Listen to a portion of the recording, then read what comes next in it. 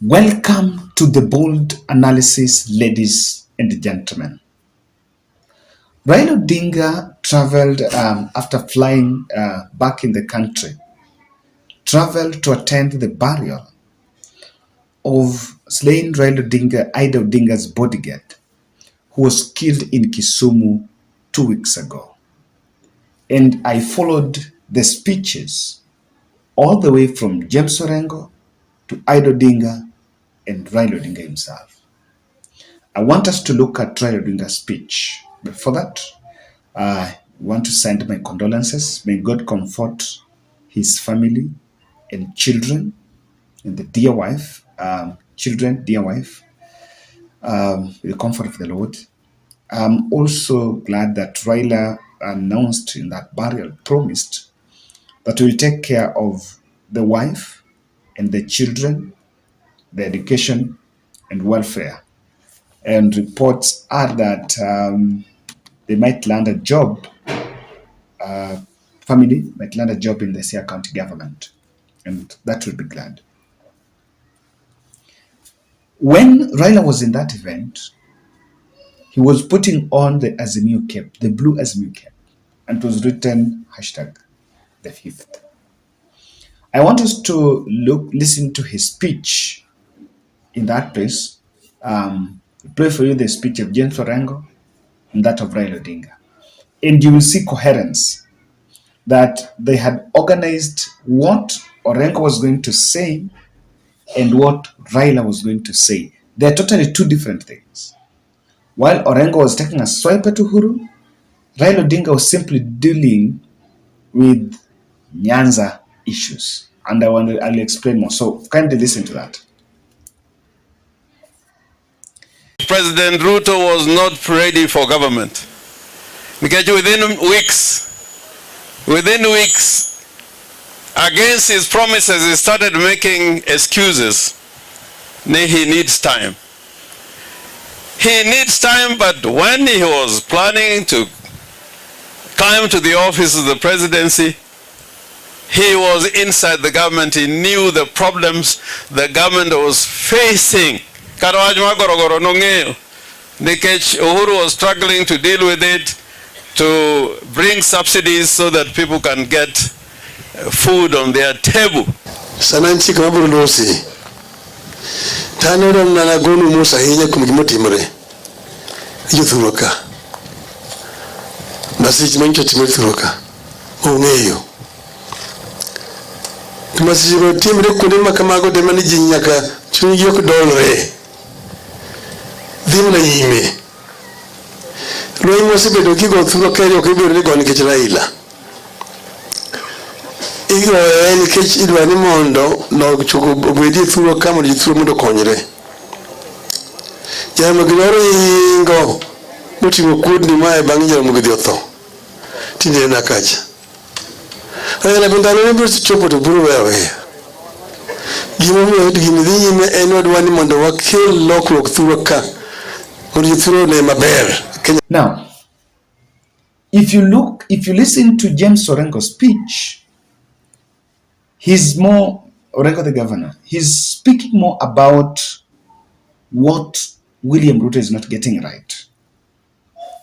On the other end, if you listen to Raila Odinga, he seems to be addressing something special in that speech. And what Raila is actually addressing is trying to reach out to his supporters, or rather Azimio supporters, defending the fact that his quest for presidency and even the democratic rights were not to benefit him as a person, but it was for the interest of all Kenyans. I want to tell you guys, most of us who are privy and are really, when you follow what the Luo Nation say, the Luo Nation asked Raila very tough questions. And recently, 2 weeks ago, I was in Nyanza. I spoke to people. There is one question, there's 3 questions that Raila is asked. Why didn't you steal votes? Why haven't you stolen votes? And they normally find that question displaced and a bit shallow. You can't ask someone, why didn't you steal? Why don't you steal votes? And that question has been asked several times with people in the Luoyans are people, Luo Nation, to portray Raila as a victim of this election losses and rigging. And some people have gone to an extent of saying that Raila never wanted to be president, but was just blackmailing the community. The people, of course, this has been here. And that is the question that I want to understand Raila is answering there. That it was never completely about the presidency, of me getting president, but it was to touch, impact the lives of our people. And Raila is telling the Luo Nation that I was fighting for you. I was not fighting for me and myself. I know for you who is watching this video, you have a specific position on this matter. That those who believe, oh no, not us, it was for you. That's a question he's answering. And he's answering the fact that it's not about him, but the struggle is still alive. I want to understand that that's why he decided to don the blue as the Mio cape. And of course, it was to just rejuvenate supporters and tell them that he's still in the space. In Raila Odinga's speech, Raila is pitching for a national discourse on democracy. National discourse on issues that affect the people. What Orengo was speaking about, I can tell you, was not just an impromptu speech. They had planned very well that Orengo will talk to the people. And Orengo was saying that Ruto was not ready for the president. Orengo will speak this, and Raila will speak that. Raila was dealing with domestic narratives, the domestic narratives within the Luo Nation.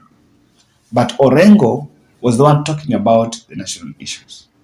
And the reason why Raila was talking more about the domestic issues is because of the presence of Miguna Miguna.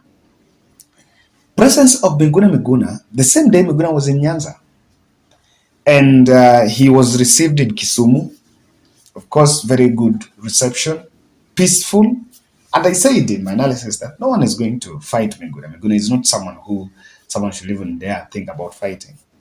Because that's what he wanted, and that was never there. The same day he was received in Nyanza, his presence back in the Kenyan politics, or rather in the Nyanza equation as he tries to portray, his line of attack has been that I want to liberate you, I want to liberate Luo from Raila Odinga, from Odingaism.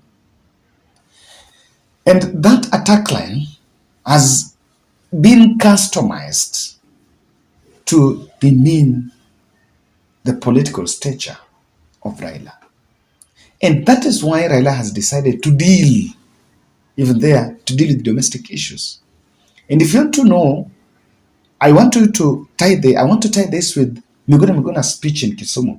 While he was in Kisumu, yes, he was speaking about the human rights violation, but he steered clear of mentioning the name of Raila or Uhuru. And instead, unlike his speech, if you listen to his speech at the airport in Kisumu, in JKA, and speech at the airport in Kisumu, you'll actually hear a difference. But I wanted to listen to that.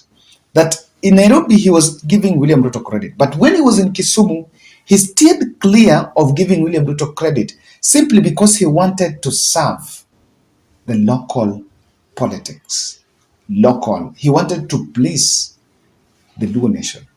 And one of the ways was to steer clear of actually giving William Ruto the credit. I wanted to draw the comparison by listening to these two clips.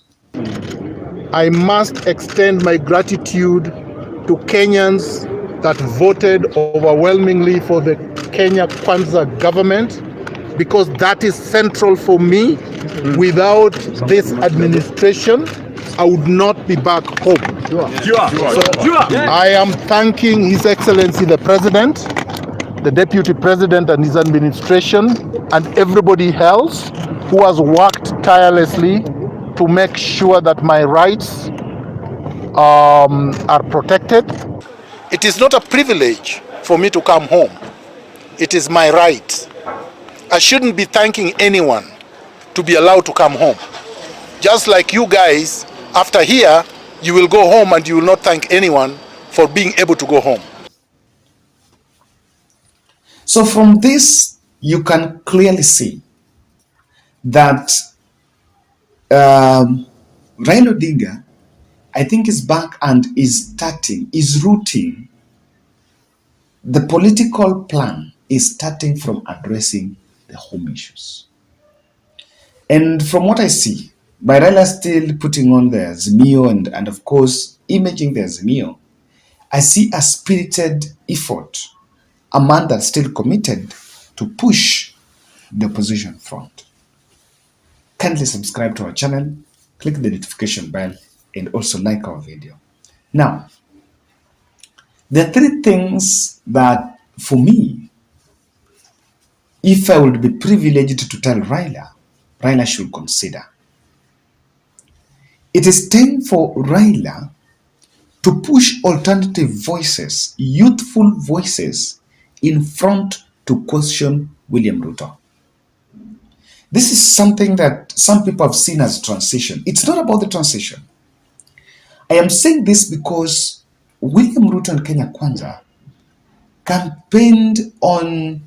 premised their campaign pledges on the youth.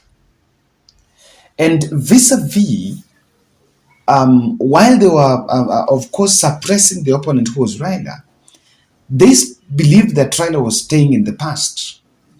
And so for them, their policies was more friendly and more targeting the youth. Now, when you put the youthful voices to question William Ruto, it will actually worry the president and the team. It has now become apparent that when you push Babu, Ledama, my MP Atandi, the youthful members of parliament, the fresh blood, the MP Salasia, the Mumias East MP Salasia, and that, when you push that young, energetic team to question William Ruto, first, they will not be judged from past history. Because when Raila questions, the point of reference has been handshake government. But when you push the likes of Babu Wino, the advantage with them is that they're already popular. And so they can easily get the media coverage. When they call for press briefings and they give coverage, they can easily get the coverage. Even the MP Salasia, they can easily get it. The likes of Joho are more conserved because of business interests.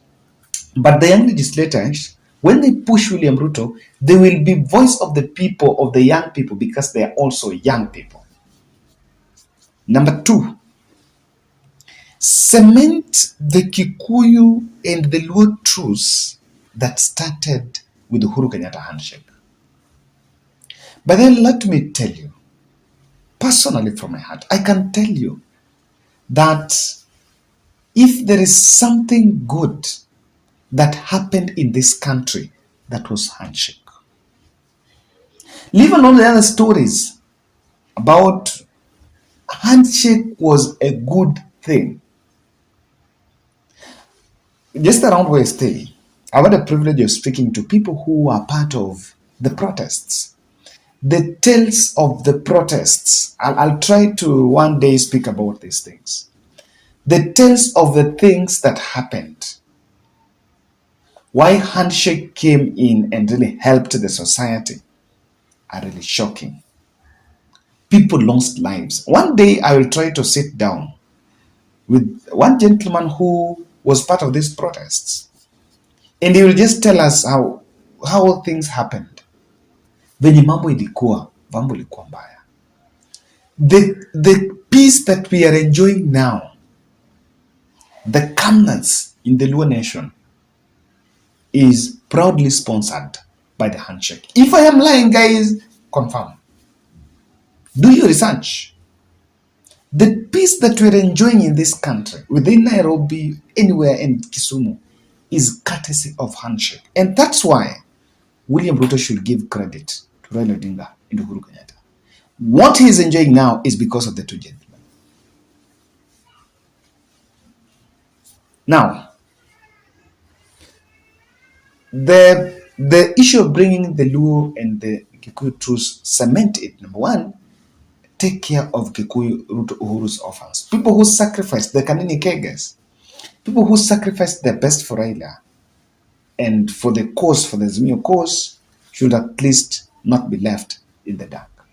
Because that is the only way to dismantle the tyranny of numbers. William Ruto and Rigathi Gachagwa's script are very open. Kikuyu Kalenjin truce, we get power. Lastly, let the next presidential hopeful run the reform agenda from the front. If Kalonzo Musyoka is the presidential candidate as early as this, or Martha Karua, let them run that reform agenda now.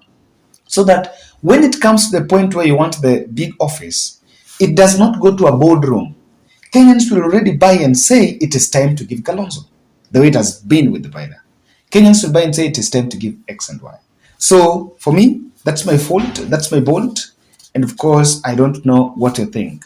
But I wanted to give you honest assessment on the impact of handshake. I will be doing the tales of protests in this video, in this channel, and you really get shocked. Asanteni sana.